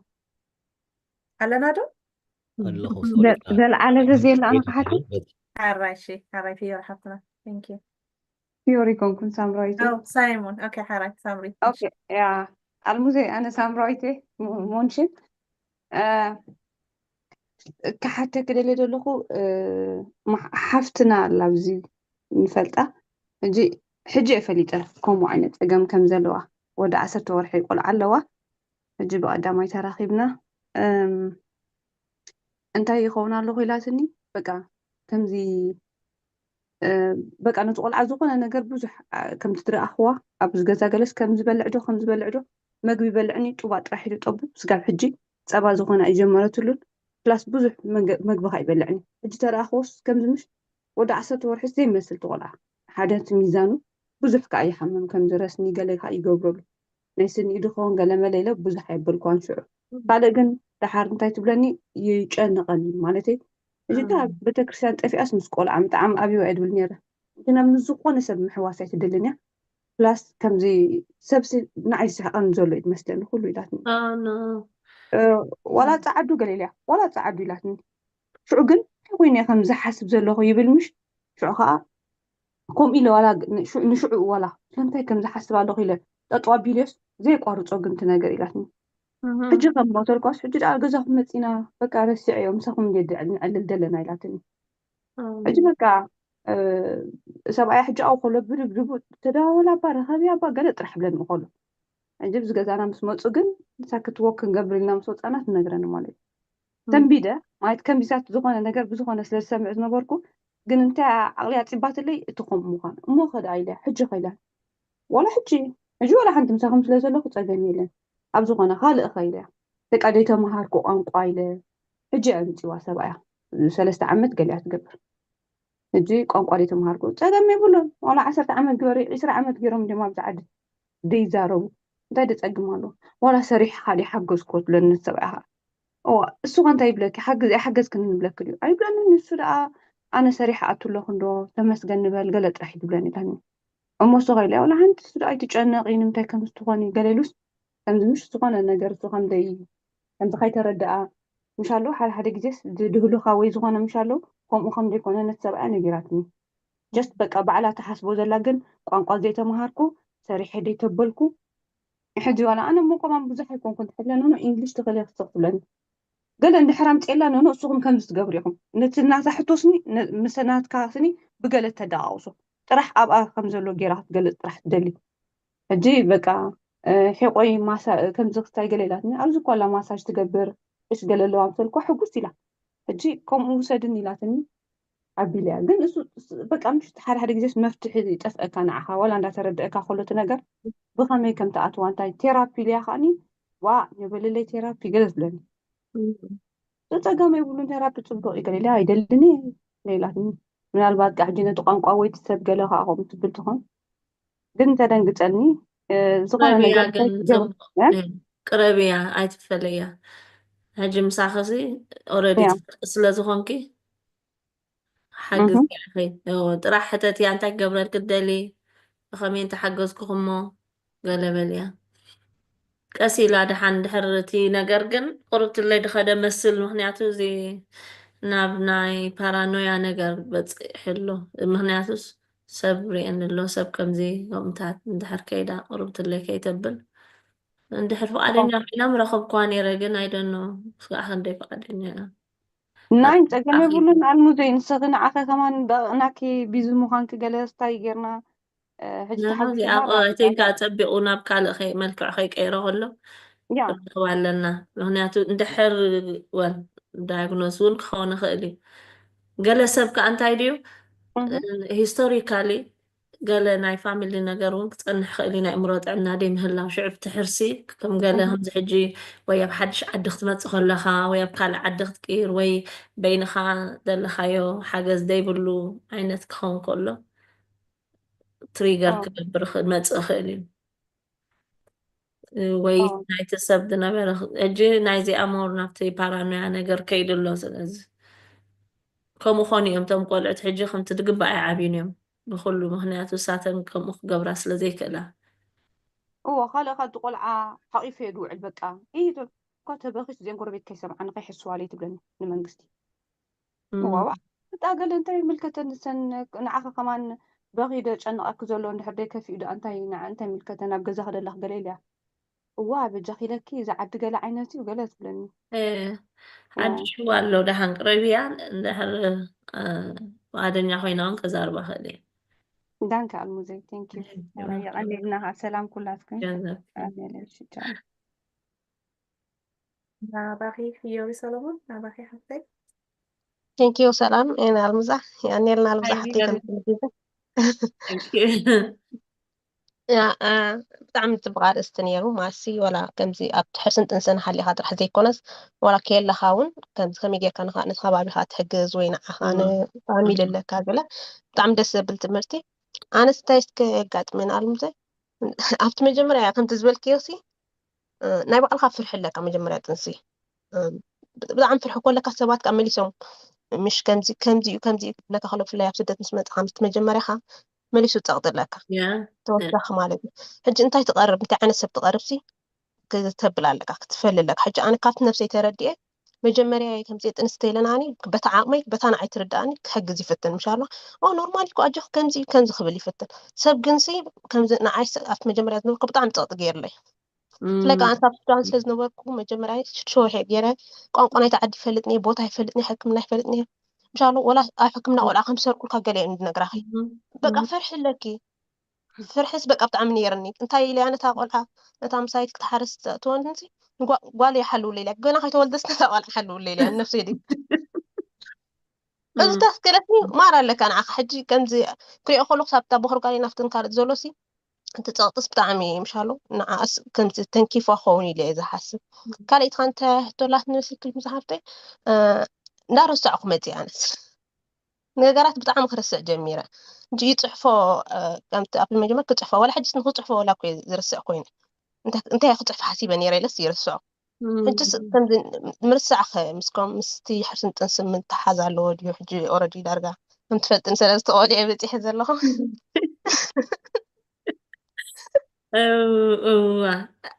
ያ ምርሳዕ ክስታይ ኣለዎ እንድዩ ገለ በዚሑ ከይህሉ ምናልባት ሓላፍነታት ብጣዕሚ በዚሕ ንብሎም ብዙሕ ገለ ክጎድል ዘለዎ ረኣዮሞ እቲ ፕራዮሪቲ ድሕር ኮይኑ ቁረፅሉ ሓቂ ክነግረክ ናብ ካልእ ነገር ከይምራሕ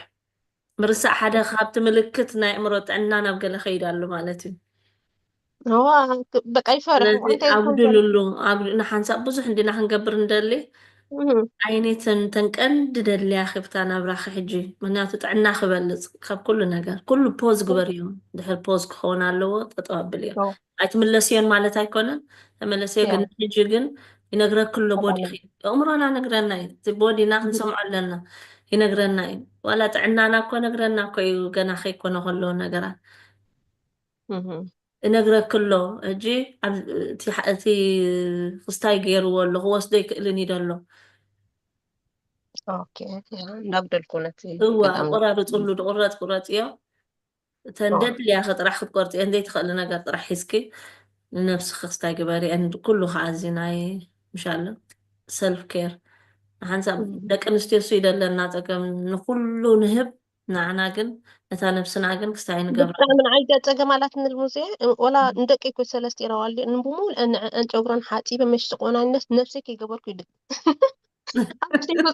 ይደክም ብጣዕሚ ይደክም ኣሎ ምክንያቱ ኦረዲ ክትቢ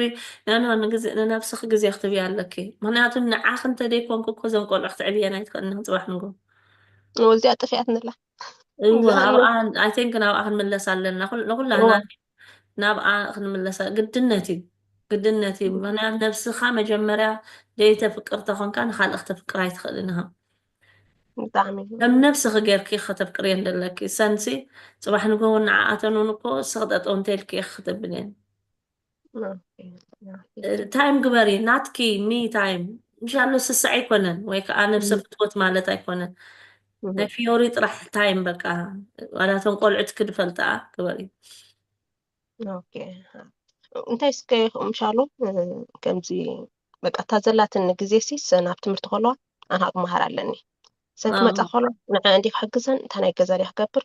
ሽዑ በቃ ይፃባበን እቲ ግዜ ኣብ ነፍሰይ ዝበፃሕኩ ብጣዕሚ ይደክም ኣብ ነፍሰይ ዝበፃሕኩ ሓንቲ ነፍሰይ ክገብር ኣይክእልን እዳዝማትቢ እኮ ከምዚ ጂም ምኻድ ገለ ዘይኮነ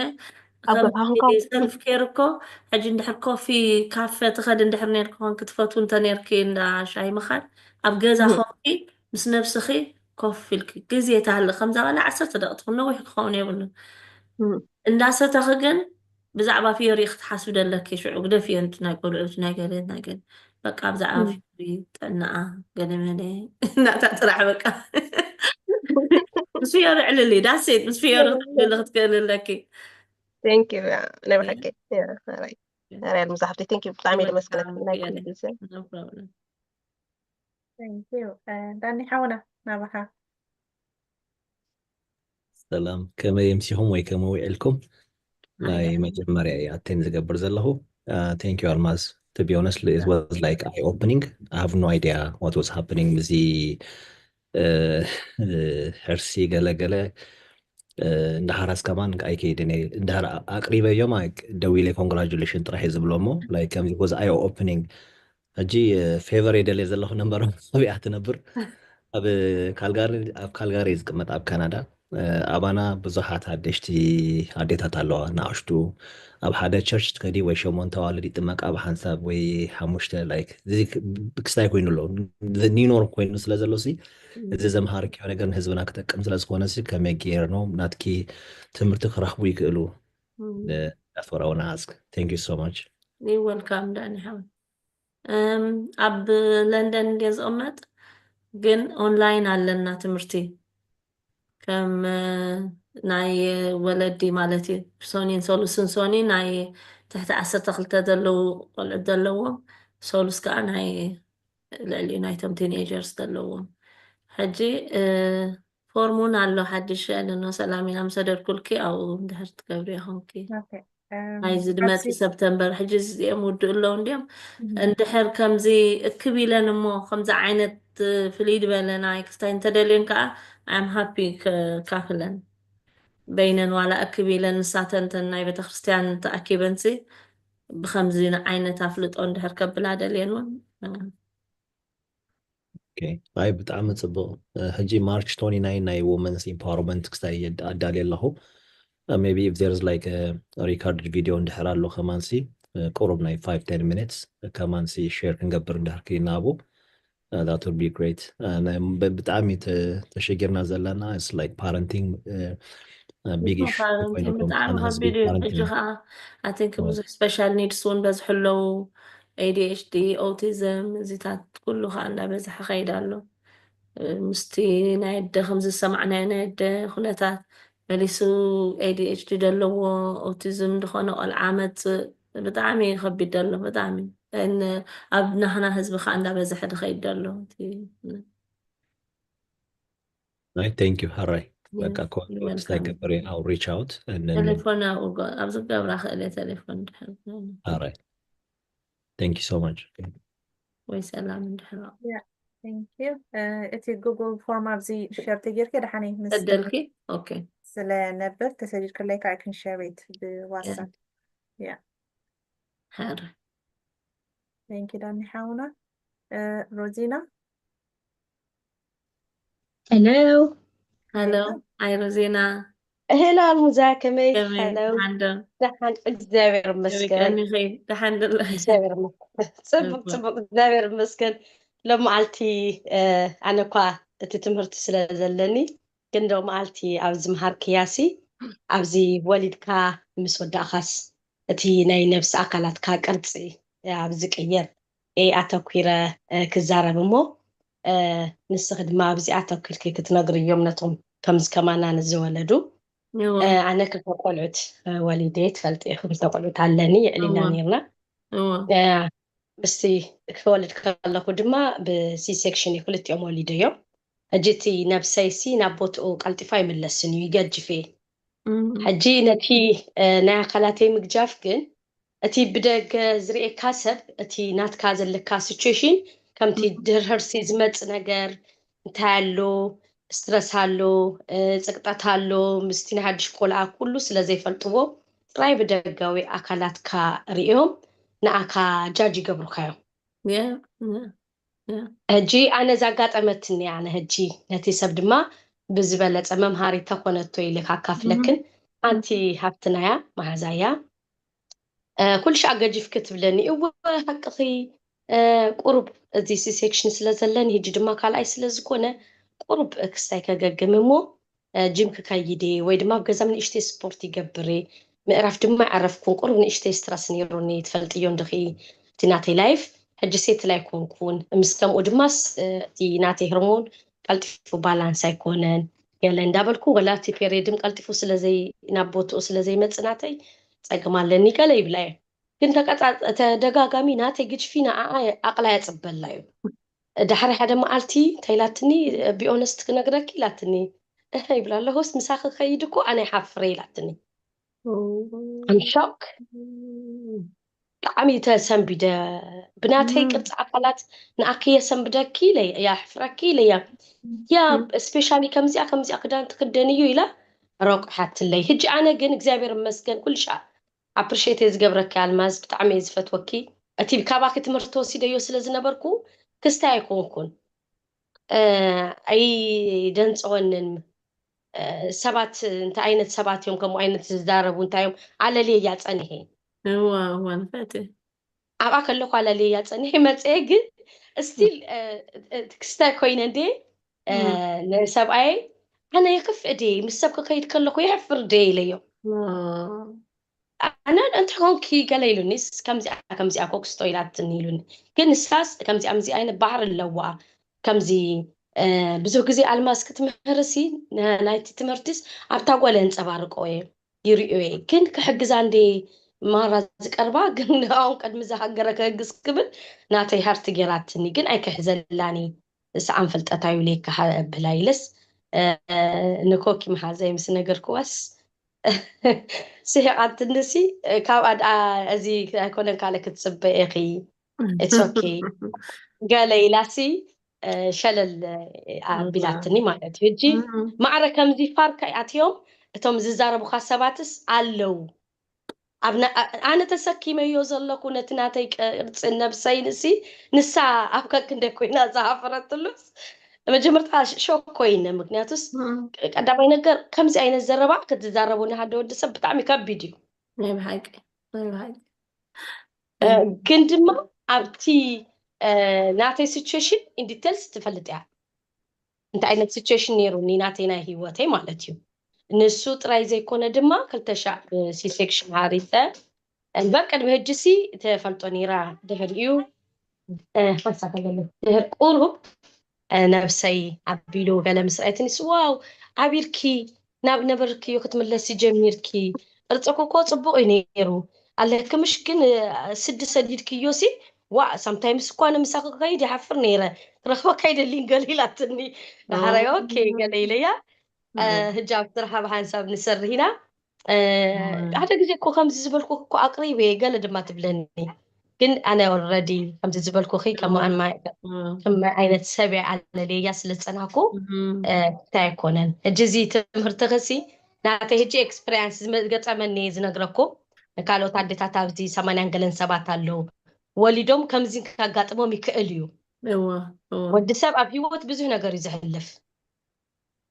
ብዙሕ ነገር ኣፔንዳውን ኣለዎ ምስቲ ህርስም ምስቲ ናቱ ሂወትን ብዙሕ ነገር ምስኡ ተላኢሉ እቲ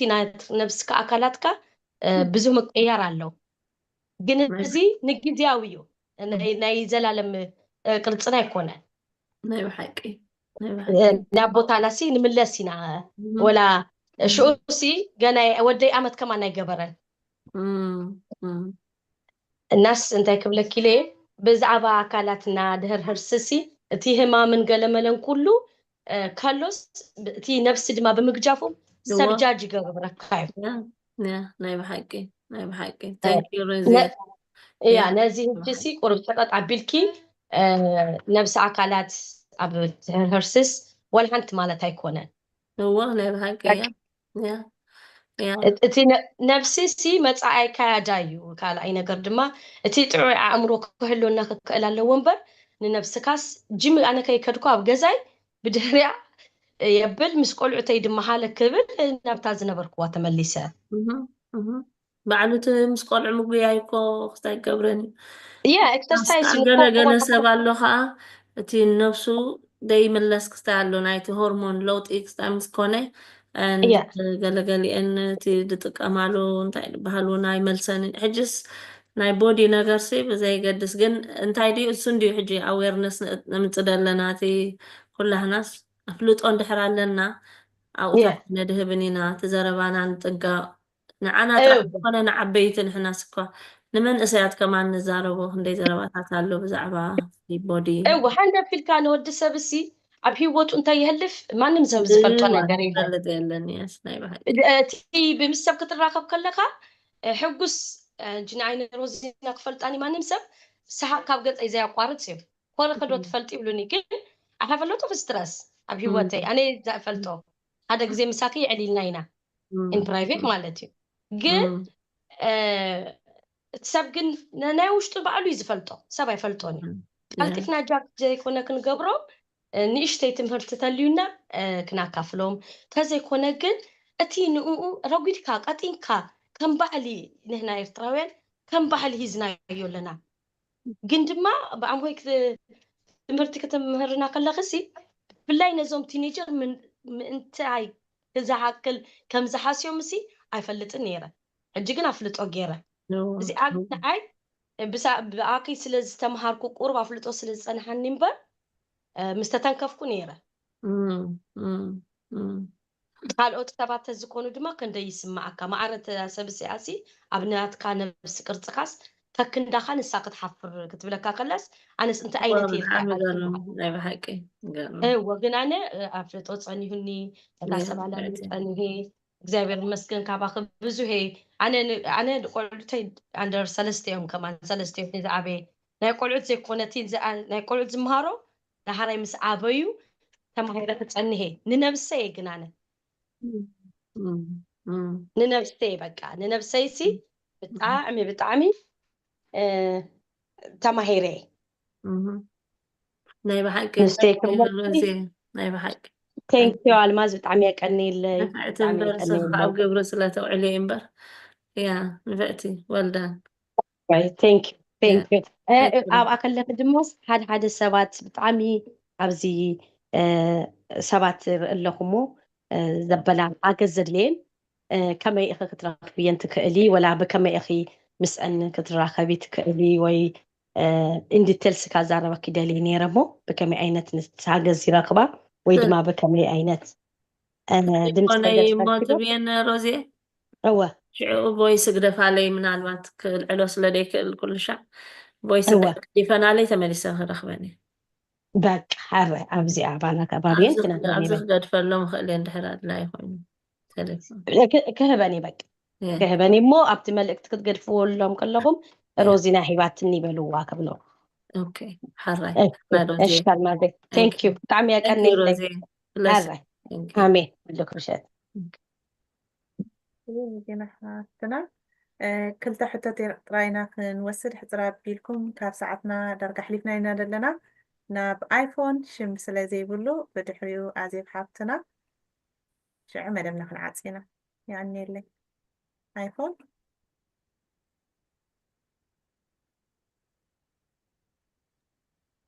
ሰላም ትውዕልኩም ሰላም ምዛ መጀመርታ የቀኒርና ኣነኮ ክብላ ድልየ ኣለኹ ነታ መጀመርታ ብዛዕባ ጎረቤታ ተዛረብ ዝነበረት ጓል ዝኾነ ስለ ዝዘከረትንስ ንዓይ ክምልሰላ ደለየ ቅድሚ ሕጂ ኣብ ሳዋ ከልና ከምኡ ጋጢሙ ነይሩ ሓንቲ ምሳና ትቕመጥ ጓል ሰብ ይስሕቀኒ ኣሎ ተኣኪቡ ብኣ ይዛረብ ኣሎ ገይራ ብዙሕ ተዛረብ ነራ ኣብቲ ግዜ ትሽዕልና ኣፍልጦ ስለዘይብልና ቆይ ፍቕኢልከ ክንብላ ነርና ድሕሪኡ ክንደይ ሳባ በፂና ምስ ተመለስና ናይ ኣእምሮ ፍርሃት ፀጋም ጌራ ክንበፅሓ ገዛ ኣምስገና ኦረዲሲ ኣብ ሰንሰለት ተኣሲራ በይና ኣብ ገዛ ፀኒሓትና ሕጂስ ነዛ ጓል ከዓ እንተኽኢልክ ትሰምዐኒ እንተለኸስ መስ ቁልጡፍ ክስታይ ተትገብርላ ፅቡቅ ነይሩ ኣይሆብ ኣነታ ጓል ሕጂ ትኸውን ይብል ማስ ብጣዕሚ ነፍሳ ይወቅስ ኦረዲ ሕጂ ፅልል ተባሂላ ኦረዲ ሓጢያት ኣብ ገዛ እያ ዘላ ሕጂስ ቁልጡፍ ሓገዝ ከይወዓልክ ሓደር ክትገብርላ ይብል እሞ ቆልዓ ሒዝካ ከቢድ እዩ የቀኒለይ ያ ታንኪዩ ሓቅኺ የቀኒልና ታንኪዩ ኣዜብ ሰላም ብድሕሪኡ ከም ዝበልክዎም ፍቅሬታ ኣሕዋት መደብና ክንዓፂ ስለዝኽእልና ምክንያቱ ላይፍ ናብ ቲክቶክ ፌስቡክ ከምኡውን ዩቱብ ስለዝኸይድ እንድሕር ደኣ ነዊሑ እቲ ሰብ ንክዕዘቦ ካልኣይ ግዜ ተመሊሱ ከይነውሖሞ ድሓነይ መደብና ምስ ወዳእና ላይፍ ብድሕሪት ንእሽተይ ሕፅር ዝበለ ድሓን ኣብ ምዛን ግዜ እንድሕር ኣለኪ ንሕጂ ግን ናይ ክልተ ሰባት ጥራይ ሕቶ ክንወስድ ኢና ኣዜባ ናባኺ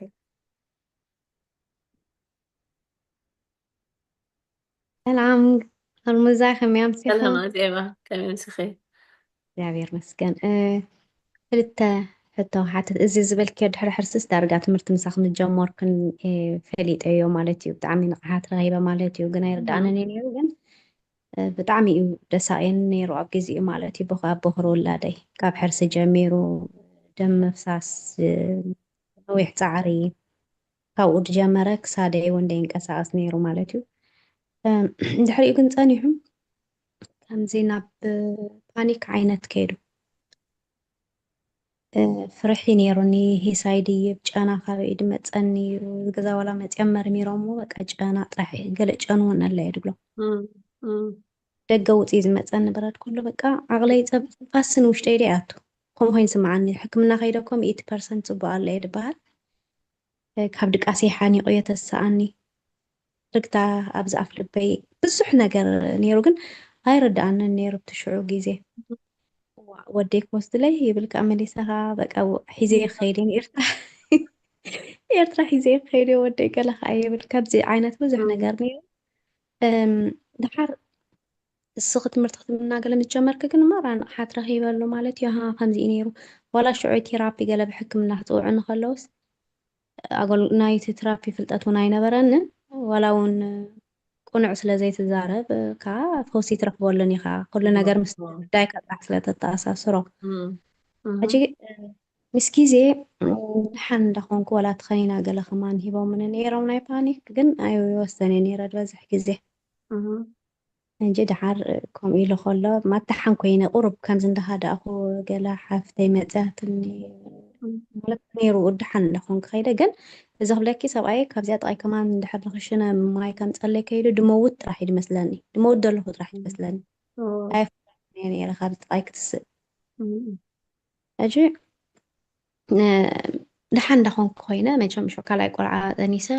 ሰደዶ ገለ ኢሎምስ ነው መድሃኒት እየ ክገድፎ እምበር እዚ ናተይ ሃይማኖታዊ ክደለይኒ ፍወስ እየ ካ በቃ ሓዊየ ገለ ኢሎም ኣብ ናታ ግን ብጣዕሚ በቃ ርጉእ በቃ ፅቡቅ ዋላ ሕርሳ ገለ ብጣዕሚ ፅቡቅ ዋላ ተቆልዓ ክሪኣ ከለኹ ሕጂ ምስ ዓበዩስ ርግኣት ኣለዎ ኣሳ ከምዚ ህድእቲ ሻቐል እቲ ዓብ ወደይ ግን ሸቁለት ኣለዎ ኦልሬዲ ስኽ ሻቐል ስለዝነበርኪ እው ግን ኣይርድኣንን ነይሩ ሓንቲ እንታይ ነፊዐ ኣነ ይብላ ኣነ እውን ቁርብ ዝኽትምና ስለዘጋጠመህን ንፍቲ መንጎ ኣይፈልየን እየ ነይረ ካባይ በቃ ኣብዚ እዚ ምሕቋፍ ኣቕሚ ጥዮፍ ትገለ ድብለካ ሰብ ምሻሎ ከም ኣይሰምዐን እየ ነይረ ሕጂ ምሳይ ብጣዕሚ ኮኔክት በቃ ዝኾነ ነገር እዩ ሕጂ ዘለልየኒ ኢንሰኪር ዝኾነ ኣታችመንት እያ ግን ሻቁረት ኣለዎ ሻቁረት ስለዝነበረኪ ኢኹም በርክሳ እያ ኣብታ ድበልክያ ግን ኣዜማ ቲንክ እዚኣ ከይልዓልና ክንሓልፍ ደይብልና ሰላም ኢና ናይ ሓገዝ ምድላይ ሓደ ካብቲ ንህዝብና ደፍርሖ ቆልዑትና ከይወስዱልና ከምዚ እንታይ ኢለ እንተነጊረዮምሲ ፅልልቲ ክሓስብን እዮም ከምዚ ክብሉ እዮም ሕጂ ትርእስና ፅላለ ይኮነን ዲፕሬሽን ሕጂ ንሕና ንፈልጦ ፅላለ እምኒ ምድርባይ ገለ ምግባር ገለ ዓይነት እዩ እቲ ዲፕሬሽን ከነይት ብዙሕ ዓይነት እዩ ደሎ ናይ እምሮ ከምዚ ልክዕ ሽኮር ምሕማም ከም ደም ብዝሒ ከም ዝኾነ ካልእ ዓይነት ሕማማት ኣካላትካ ተሓሞ እግርኻ ደም እንዳወፀ ተሰቢርካ ከለካ ስእልካ ይተብሎን ኢኻ ባዕሉ ክሓዊ እዩ ዝበሃል ነገር የለን ናይ እምሮ ሕማም ከዓኒ ግድነት ከምታ እግርካ ተጀኒንካ ዝኾነ ጌርካ ተሕውያ ወይ ከዓ ሽኮር ሓሚምካ መድሃኒት ወሲድካ ተብሎ ግድነት ክሕከም ኣለዎ እቲ ክሕከም ምድላይ ክንከማን ኣብ ከለኹ ሕልፋ ዝደሊ ንደቅኽን ከምቲ ግደሳ እዩ ዘርኢ ምክንያቱ እንድሕር ደይተሓኪምክን እዩ ኣንፃሩ ተደይተሓኪምክን ግን ግዲ ይብላን እውን ነብሳሉ ቃፍተር ክትገብር ኣይደልን እያ ነዞም ቆልዑ እውን ክትኣልዮም ግዲ ይብላን ስለዚ እዚኣ ከዓ ቀፂላ እውን ከምኡ ስለትኸይድ ፍልጠት እውን የብላን ፍልጠት ከዓ ከም ደይብልካ ማለት ስለዚ እዚኣ ግድነት እንድሕር ረቢልና ቀልጢፍ ረድኤት ዝረክብ ናይ እምሮ ሕማም ቀልጢፍ እዩ ድሓዊ ግዜ ድወስድ ግን ከምቲ ዝሰማዕናዮ ናብ ካልእ መልክዕ እንዳለወጠ ንደቅና ብዘይንኣልየሉ ደረጃ ክንበፅሕ ሽዑ እዩ እቶም ቆልዑት ኣብ ሕቶ ንሕድሮም ማለት እዩ እዋ ልክዕ ከምዚኣ ዝበልከ ሳልመዛ ሓጊዘናኒ ኣቴና ንገለ ማራይ ሕራየ ድብል ኣነ እምቢ ስለዘይብል ብጣዕሚ ኢኻ ጠቂምኒ ሳፖርት ጌረና ኣብ ኩሉ ሓሊፈን በቃ ቀቀድመ ዋላ ገለ ነገር ቴሌፎን ተዘያልዒለየን ጎየን እየን ድመፃኒ ሕጂ ብጣዕሚ እዮም ድሕጉዙኻ ብዘይ ቀልዓለብ ማለት እዩ ኣነ ተሓጊዘ ብጣዕሚ ተሓጊዘ ሕጂ ግን ናተይ መጨረሻ ሕቶ ግን እንታይ ኣላ ከም ዝጠፍአ ወይ ከም ዝኸደ ካባይሲ ከመይ ይከለለየ ኣሎ ሓደ ግዜስ ከምዚ ከቢድ ጓሂ ገለ ስማዓካ ውሽጢካ ስቂሉ ኣብ ውላዴ ከዓ ይሪኦት በኩሪስ እንታይ ሽሙ ኮይንቶም ካልኦት ድሓን እዮም ርጉኣት እዮም ካባይ ከም ዝጠፍአስ ወይ ከም ዘየለስ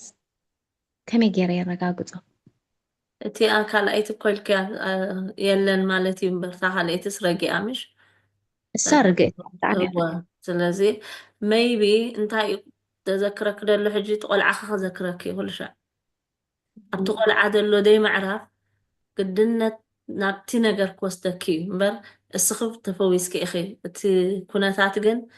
will remind you سلازي تخيلو أتأواني دا ذكرك أسوا حجي ADHD قال دلوهم قال دلوهم مستناتن كناتات بزحت عديتات أنا هفت درهبكم بزخونة بهرياتنا يقول أحمد تقولو أب حمق كناتات حلفة ما بزحت جزي وي عمناي حدا كناتات وي أب حواتن ولدن قال فاميل قربا دمتوان وي طعنا سيئنا دنبرابتي حرس جزي قال نقر دقات مكة تحرق تقولعا كل شيء تريئي خام هناك السون منالبات حاجز قبلكي كم بلاي ثيرابي ناي قولعت مشالو نقول دخون السهجي صبقي منالبات السون ناي اتاتشمنت خستاي كله خالي أبت أوانتي خستاي لدينا بركي نرأس يا أخي وش تخص له دينا بركي راح أشي ثانك يو عرمزة ثانك يو عزيزي يا عزيزي نعرفي سلام حفتي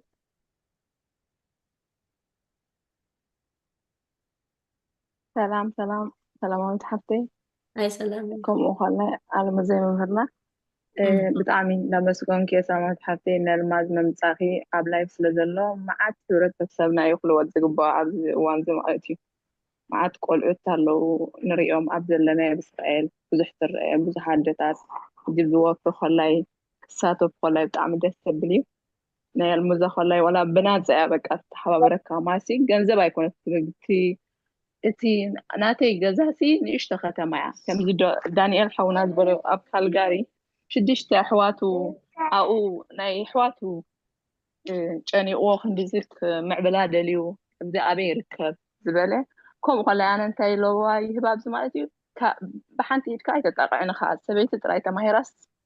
ترجمي بلا نتجزا سبعي كلها قداسي بالملأ يوم حلالف مالتي جا أنا سويت علىهم سنة زمهارو كاو والله كلهم تتمهاروا والله تزبالة سيو ما سي بحد يتكاي تتعنخا يا ناي بحدي أب إسرائيل جند حدا ريستر حل مزيم عريب لكي بتعمي مسماتي 70 سبيتين نزيعة زخوانا نيقول عن تخوينو نابنتكم لهم عن زوالكو حدا ودهم ساقم نيروا كلتيهم تراداديهم قالوا ممهر ملصهم مالت كمزي نايل ألماس مهرنا كم أخلي نسهم الحد نتاقزا بيت حدا زمخر علوهم ولا عقل انتوي انتي نكبروا كل 70 سنه كوفي لهم يوم مسؤول الزارو مالي اجى اب حبرتسبنا تحاده نكال يوافر اتادو والله نتقول عخته معبلو تدلي از خنتا يكون الله كل هاجر كوين الله اكل دي حانت هاجر كان انا باسرائيل تقميت اب تل ابيب ماذا تل ابيب وكنها تل ابيب هزاناتي كذا الجنتا كوينو كل خانتا هاني كانت جزاجين يمعبل مالتي حبرتسبنا والله تحنتنا وتوافر تحاده لخبات لنا كلا هاجر يبي وانت حنتنا يدتات تعبابين دارات حدا فيسبوك ناي بوليتيكا انتريو اذا خنتا يقونا لنا تقول الوعنوات يرقلو مالتي جاء ابزخ لابوز دلي ادت راي كونت انت مرتزليا سب اي كولاي تماهيري كونن امبرست بتصي حمام راي كونن زي اذا ناي ما كميجا كادك خاتعبي كولاي ناي بينو امبرستي ما سجد انت مرتي ناي زودا خاي كونن ابزخ لابو دل مالتي كل حبرتسب سلازكاتا تزلو أدت رأي تمهيرس نتوم قول التعبي وانك أنت عود ذي كونس كلتي خانت تعاود كحولاي أبتو تمرت تساتفكات زبالة أيو لو عملتي نايل موسك والله أتسقبني تمرتي بذيك العالم أنا تلويت لهم لتي كم سلامة ميتي أي بالني ما سيجا لو قد لو قال والله جينا يا مالتي قعزس جينا نوح قعزي زلو كم زي أب نايتوم قول التمرتي مودا تاخد سفلنا خلو وعزهم نويح يمزبلو حامشاك فلنت ودي أقوالين أبشر شيء نويح وعزر له قبله إج نويح وعزر لأن 5 سلامة جين كلنا الدتات كلها كساتة فالون أبزيكون بوليتيكا زيكون شهو تبل أبزيكون كسعسع زيكون نتألف خمان نتفع لنا أي من نتألفسي أرن تقميت عمز خون نتألف نتفع لنا أبزيكين نتمرت نداك أنا عبيت نتفعجي تزبل الزهن نقول عتنا لمخسبي مالتي أبزي باي نقول الساب أبزخ الساتب يعدمو مالتيو تمرت أي تقبنيو أدن تكون كخلاي جينا دخون كخ تحسب على كامبر سب كريك يكونن ما أنا خداني كيرة سب فيسبوك هاي شكور سلام شكور يلس ولا حتى عايز عبس الليبلين جينا عدى سلام أنت يلون نجين زين عوت مالتي زي سيت مرت ديجري ودي اللغ مالتي ناي كدان صغير كازي كونسي تجازاس كم يجير كغير كيلها نشوف تحسب عليك إذا خلا أنت يدلك أبزين تفت مرت يدلك مالتي يجو كلها خنا عدتها قلعت نري مالنا أقودنا لازم قلعت نخلوت تخوينا مس أجرون كي تخوينا نبيت مستدينا كل قعزة عدتها نافت مرتي كتساتف هاي عد مكان مالتي الماس جنزب يكون تنتبهك تحبرت سبك لوات أتدلي يجيك لوات تخوينا خلا إتندتها مجمرتها إيد مبولتيكا ناي قلعنا عبيد كان رألنا إيد مزخونا نجر هاتو قطو ناي دكنا كم يجيرون بلوتي كلوات اللهم كان رألنا ماجي إذا زارو زلخو تلويت أيكونكن جينا بعد لنا كم سلام متن جين بجخن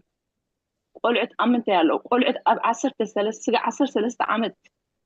عمد كي وصح تيك توك يوصو وإن كان سلامته تيك توك يبلينا بجزا جين كوم يوصو يوتيوب يوصو هجس زين قلعتها كنتي كال ما صحفته بوم كال وإن كان تطبق نجارة كنت تبلون أبزي أبزوع لين تخوينا إتاد نايمن يريلو نايتا ولادي تجزا نايدس ددي حر دايم زريزو هجس بجخن تمرتي أقداسيو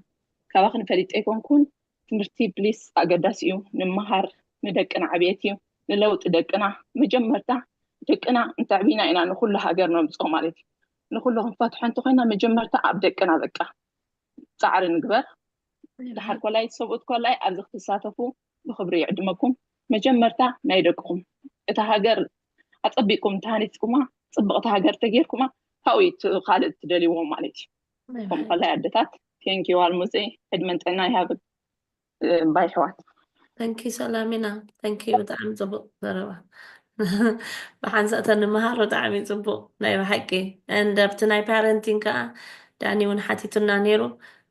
تعبابيات راح يكوننا نمهار عندنا نفسنا إنا نمهار نفسنا حنفلت علنا مهناتو مس نفسنا سلدين فعلت إنا نتخبابينا ونكنبلو زين ميلنا إيموشننا ساين قبرو ميلنا بحرينا فليت ناس نقاليو تي لعلن تحت المراد إيموشن نحنا شو مسلوتنا حنت الدنتاي لهني سلسة ورحة ماهر ناس ما أسيني هذا أنا يقول عنهم مهاري لامورنا نفس الناس اللي مهارنا بنا كن بتحنا إلياس تقول تعمي أتشجراني رات أقول دحريس كنا فتنا يقول عد كيف بتحنا أنا نفسها راح مستلوت أسي تقول وي دويلات وي ماما تقول لي قتلويت عيلات هو هجي تأسرع إلى الله أنا مستلوت كنت تقول لي تلويت عيلة هجي أبانا إذا لو تنقول عوريدهم ولا حن تفلتني من إحنا إيتي لو تدللنا ما أبونا دن بحنسا أهم دي أسلامينا دبلت حجي بحنسا أنت خوينا تماهرنا ما زرت ريزان تايلا نعلم كتكير عند حبدا لي خاسي كذا حق خير كقدم لصدرا خافكر نجزا خانة دك خانتي مساخد له تاي برايوريتينا عند حرفلتنا تخالقون كنقبروهم كإلينا سلازي نعنا ونقسينا هنبر تخوينو دقنا كاب حجي إنفست خنقبرو لما لنا دعابي إنفستمن جزاي كونن قالي كونن أبتي دقنا نطفئو إيو خد كمان ناخ إلينا حجي حرايقت كحقو سأنا إيو تي قلعت شعو كم زقبا بتحتي أبت تحت خلو دي قبرسب أبت لعلس أبي إيزدكم مو حانسا دخوني قرب مسقوبت كتعريا بتاع مخبديو تخكتب بلاجن أنا أشتغل لوجن بزح مسرح خد لينا تنصرحوا جن نعنا نصبح نقول كاسينا نخبرونا أجي ندكم ندحقين خين ندكم thank you سلامينا سوري thank you ناي بحكي مجمرة نزنا بزي دمسهم لعلى 8 تكونوا أحواتنا بلبي كمسكني تدلي نتن كلنا أحواتنا خا دفيركن على مسكرنا تكبر زمسخن